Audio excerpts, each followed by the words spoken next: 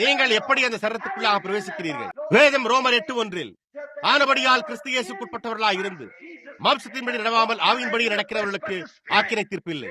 உலகம் என்ன கூறினாலும் அல்லது வேறு எவரும் என்ன கூறினாலும் அல்லது அவர்களுடைய குடும்பம் என்ன கூறினாலும் கூட அவர்கள் கவலைப்படுகிறதில்லை. அவர்கள் தேவனுடைய ஆவியில் பரிபூர்ணமாக தெய்வீக அன்பில் நடக்கின்றனர். நீங்கள் அதை காண்கிறீர்களா? நீங்கள் எப்படி அதற்குள் பிரவேசிக்கிறீர்கள்? சபையில் சேர்ந்து கொள்வதன் மூலமா?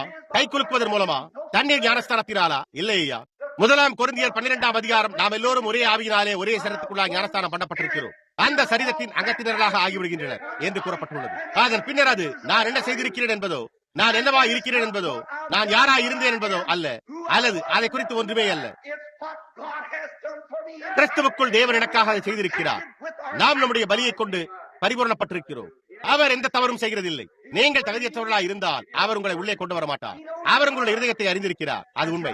நீங்கள் யார் என்று அவர் அறிந்திருக்கிறார். அவர் உங்களுடைய நோக்கங்களை அறிந்திருக்கிறார். நீங்கள் யார் என்று அவர் அறிந்திருக்கிறார். சாலை எங்கும் கண்ணிகள் இருக்கின்றன.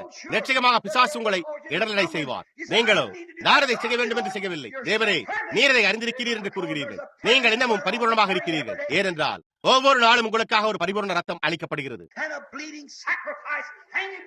சர்வ வல்லமையுள்ள தேவனுடைய சிங்காசனத்திற்கு முன்பாக ரத்தம் தோய்ந்த ஒரு பலி தொங்கிக் கொண்டிருக்கிறது.